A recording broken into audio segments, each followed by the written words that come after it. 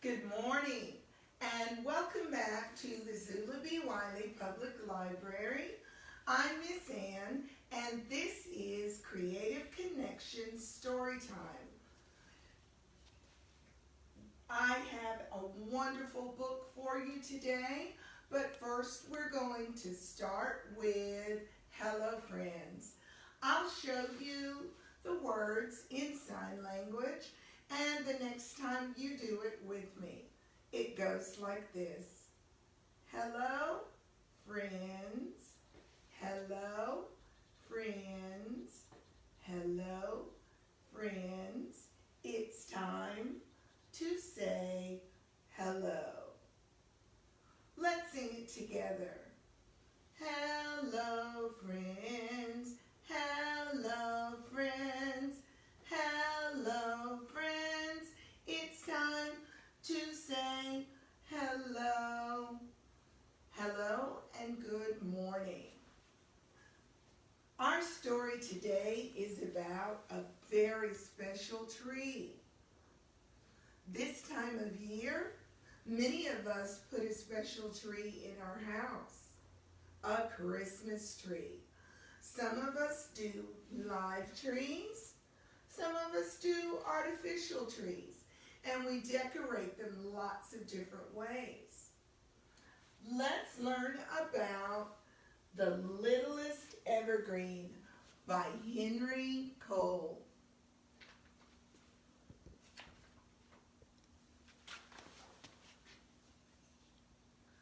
I lived on a hillside with others like me all around. We grew up together, each year a little more, until the green tips of our needles nearly touched.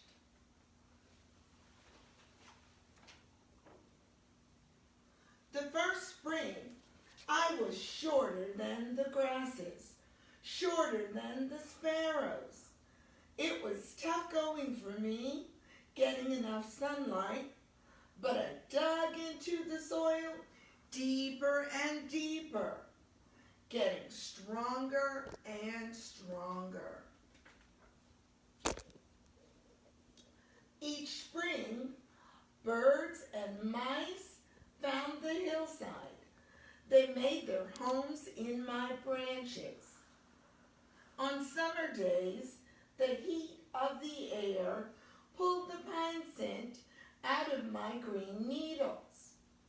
Afternoons sometimes crackled with lightning and rumbles of thunder.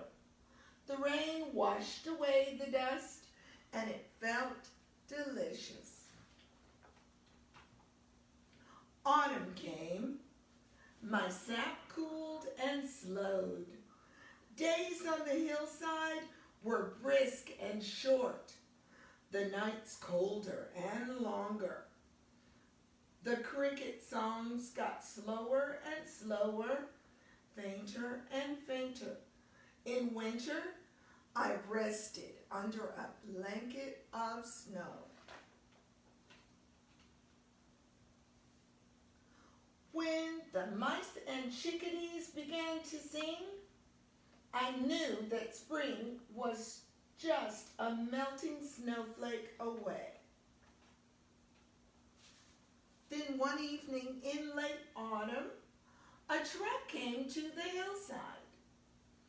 Have you ever had the hairs on your arms stand straight up when a lightning crackle crashes nearby?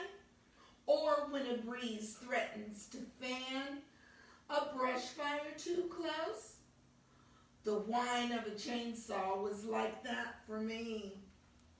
Hold on, a chainsaw.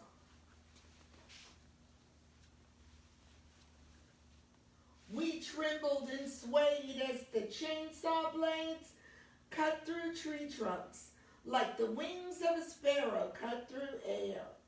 Tree after tree slumped over with a soft whoosh of needles.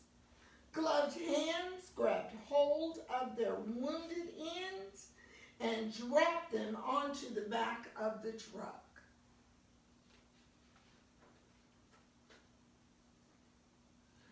I was one of the lucky ones. Too small to make much of the tree, one man said to another. They didn't use chainsaws on me. They dug me out of the earth and bound my roots tightly with cloth and rope. Then I too was put in the truck.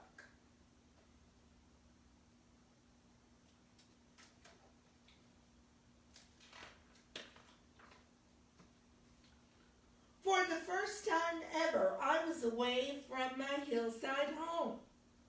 The truck finally stopped. We were dragged off and piled against one another. The sun had come up, but the day was cold. The men huddled around a fire.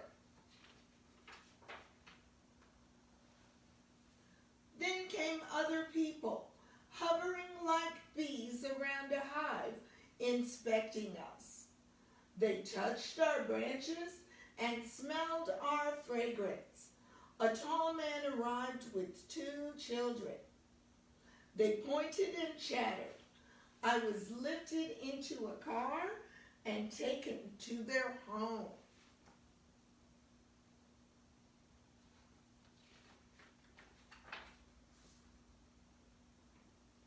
It was warm inside the house. The family gave me a drink of cool water, and they hung twinkling strings and bits of glass and metal on my branches. Later, the house was quiet and dark. Someone came into the room and brought boxes wrapped in bright colors. Soon I was standing among a pile of packages and ribbons.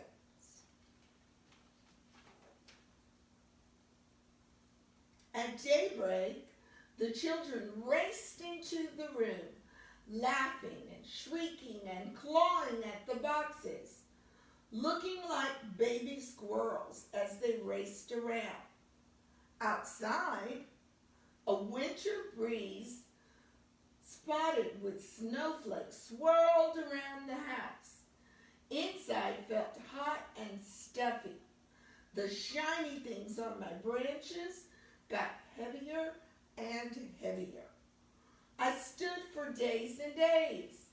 It was a relief when the family came in one morning and took all the shiny things off. The tall man lifted me gently again, this time to go outside into the open space. Already, a large hole had been dug. There was loose, dark earth at the bottom of the hole.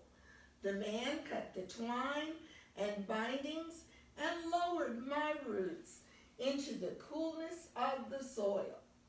It felt soft and sweet, and I grabbed hold, never wanting to leave. The family cared for me for many, many seasons. Year by year, the children grew as they played in the lengthening of my shade. Other friends came too, building their nest.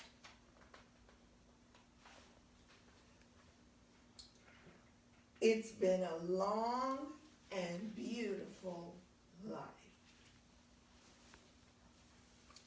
Don't you love that story?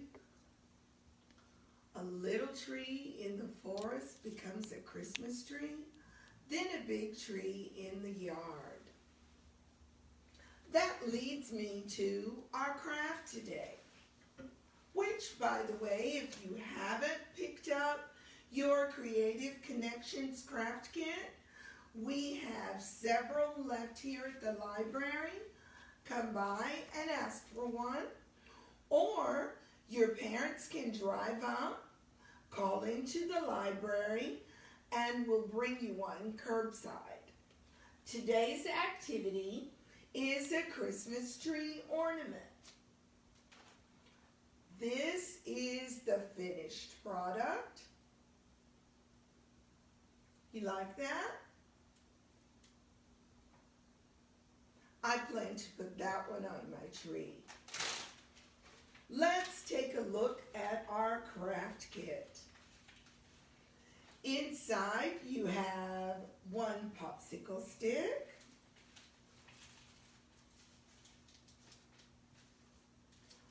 two cupcake holders that have been folded in half,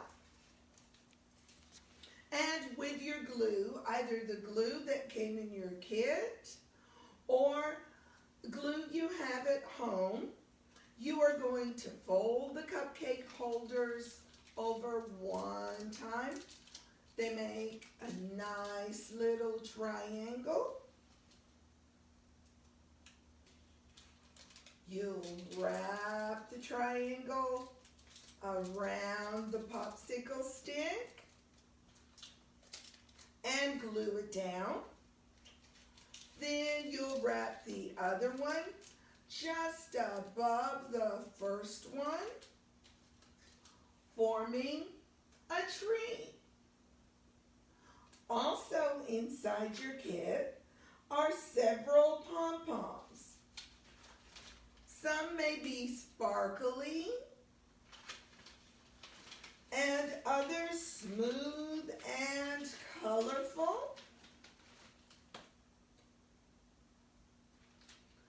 And once your tree dries, you want the cupcake holders to dry completely onto the stick. You will lay it flat, dot some glue wherever you choose on your tree, and glue the pom-poms on to look like ornaments.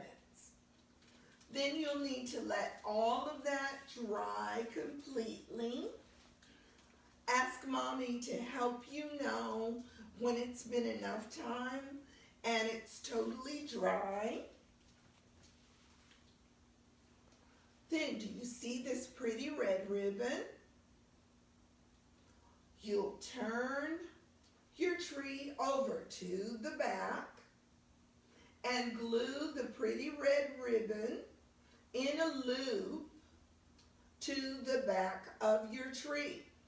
And I'm sorry, but there's a little bit more waiting.